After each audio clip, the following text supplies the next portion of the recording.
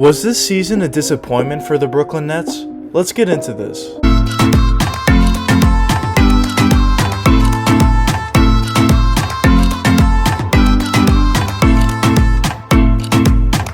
Coming into this season, a lot of people thought this Brooklyn Nets team had a really good chance at winning the NBA championship because they were obviously centered around Kyrie Irving and Kevin Durant, who were one of the best players in the league already. But also on top of that, they had a lot of role players that were actually up-and-coming players, young guys, that a lot of people thought would help them significantly, especially in the playoffs when you talk about how deep their team was, even besides their star players. At the time, it was before the ACL injury to Spencer Dinwiddie, and at that time, he was seen as a young up-and-coming player that could be an absolute bucket off the bench and is a luxury to have off the bench. They also had center Jared Allen, who's also young and ascending and a great defender. He can rebound for you. He's just a great guy to have on your team. Also, Caris LeVert was improving significantly. He was just a great scorer, and having him off the bench with Spencer Dinwiddie is really lethal. Both of those guys are starting level talents, but if they were on the Brooklyn Nets still, they would be off the bench, and that would just be a great team all around. And that's a big reason why, on top of the fact that they had Kevin Durant and Kyrie Irving, that a lot of people thought the Nets had a really good chance to win the championship. But as the season started to progress, we all know what happened. James Harden was obviously unhappy with the Houston Rockets and wanted to trade to go to the Brooklyn Nets, and obviously we all know that it did end up happening.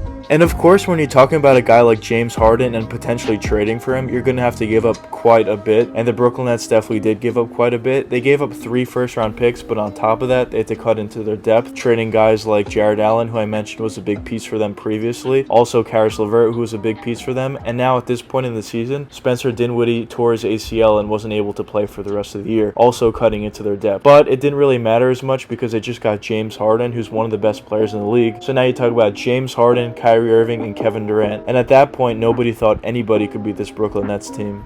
There's a few people that were talking about the Nets losing some depth, but not a lot of people cared, and me personally, I also didn't care. When you're talking about getting James Harden, obviously you're going to make that trade, and it was a good trade for the Brooklyn Nets at the time. But when they made that trade, and maybe even before that trade when you talk about Kyrie and Kevin Durant, but especially after they made that trade for James Harden, this season was officially championship or bust for them. And there was also a few questions when James Harden first came over because he was very ball dominant, as well as Kyrie was very ball dominant, and also Kevin Durant was also very ball dominant. So there was a few questions going around, how would this offense actually work, and would it just be ISO and them taking turns isolating? But all those questions were quickly answered because as we saw in the regular season, when they were all healthy and playing together, KD, Kyrie, and James Harden played together beautifully. The ball movement was completely not an issue whatsoever. The ball was moving freely around, and then when you're talking about an offense like that where the ball is moving around freely, and you also have 3 superstars who can go one-on-one whenever they want and score on whoever is guarding them, now you're talking about a very lethal team. And as I mentioned before, ever since they got James Harden, and even before they got James Harden, a lot of people saw this Brooklyn Nets team as clear championship favorites, and after they saw how well these 3 were playing together, all their thoughts got reinforced. During the rest of the season, the Nets were just playing extremely well. When they were fully healthy and all 3 of the guys were playing, they basically never lost. The depth was only an issue if some guys were injured on the team, but if they were all playing, depth was not an issue whatsoever. But then came the buyout market. The Nets were able to acquire both Blake Griffin and LaMarcus Aldridge in the buyout market, and now at this point it was just becoming unfair. They were getting every single player in the buyout market. They already had 3 superstars, and now they were starting to fill in their depth issues. Both Blake Griffin and LaMarcus Aldridge at that point in their careers were not nearly as good as they used to be, and they weren't even close to all-star level anymore, more so Blake Griffin than LaMarcus. But either way, when you're talking about those guys coming off the bench and getting the minutes that they were getting on this Nets team combined with what the Nets already had, it was starting to become unfair. Because even though Blake Griffin especially was not as good as he used to be, he's still serviceable, especially coming off the bench and playing limited minutes. He was a really good player for what he was able to do in those minutes. And LaMarcus Aldridge as well, he was starting I think a little bit, but he wasn't playing as many minutes as he was, and his role wasn't as big as it was in San Antonio. So for the new role he was playing, he was very good at it. And as the season progressed a little bit more, we all know that LaMarcus Aldridge ended up retiring. But either way, this team was still an absolute super team and still had Blake Griffin. Their depth was starting to get filled in a little bit. Guys like Jeff Green also helped them out tremendously off the bench, but they also had their 3 superstars, which was the most important thing going into the playoffs. Well, going into the playoffs, James Harden was a little injury prone and he was hurt at the time, but going into that first round series, nobody saw that as a real threat and it wasn't a big deal, and it didn't end up turning like it was a big deal. With KD and Kyrie was enough, and they were able to beat the Celtics in the first round 4-1 pretty easily. Now we moved on to a much bigger test, the Milwaukee Bucks. In this Milwaukee series, people saw it as a much bigger test than the Celtics was, 100%, but a lot of people still had the Nets winning in maybe 5, maybe 6, and the Brooklyn Nets were still heavy favored in that series, even with the James Harden injury. And in the first 2 games, the people were definitely right. The Nets ended up winning the first 2 games very easily, even though they didn't have James Harden. And going into game 3, they were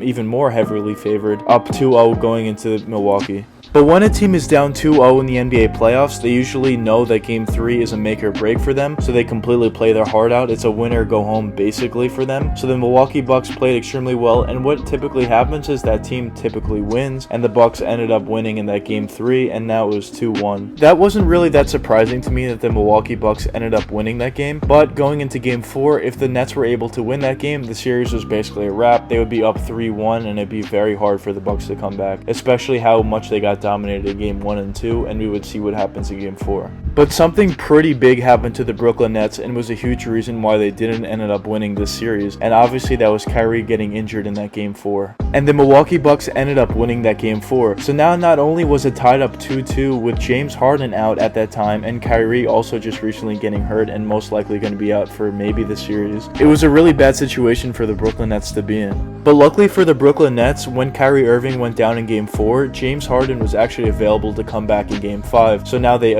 once again had 2 superstars and they were still favorited. And luckily for the Nets, Kevin Durant absolutely went off for them and they ended up getting a close win against the Milwaukee Bucks in Game 5. And then Game 6, the Bucks ended up destroying the Brooklyn Nets and taking a pretty big win over them. And now going into Game 7, this is where the test would really come in. Could the Brooklyn Nets win without Kyrie Irving, or was their season going to end there? And in that Game 7 game, Kevin Durant definitely showed up. He had a great game, but that was about it for the Nets. A lot of other players didn't show up, and James Harden specifically did not show up. And he was obviously clearly hurt throughout the whole series, and he was playing extremely poor.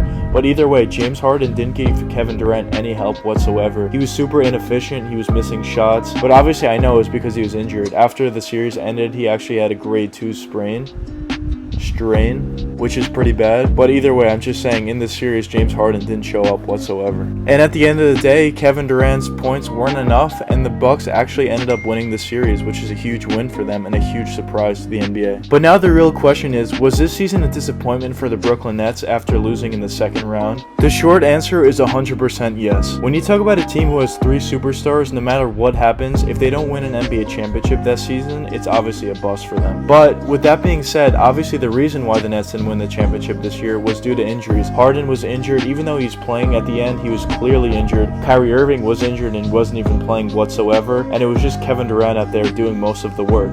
So obviously that was the reason why the Nets ended up losing that series. But either way, I don't think anybody's really going to feel bad for this Brooklyn Nets team. Oh, because wow, you only have Kevin Durant and James Harden. They still had the more talented players in this series, and they should have won this series, even though Kyrie Irving was injured and James Harden was clearly hobbled. And for that reason, this season was definitely a disappointment for them. But anyways, let me know what you guys think in the comments. Do you think this Brooklyn Nets season was a disappointment this year, or do you not think so? But anyways, I hope you guys enjoyed the video, and if you did enjoy, please leave a like and subscribe and hit that post notification bell. It really helps me out a lot. Until the next time, peace out, guys.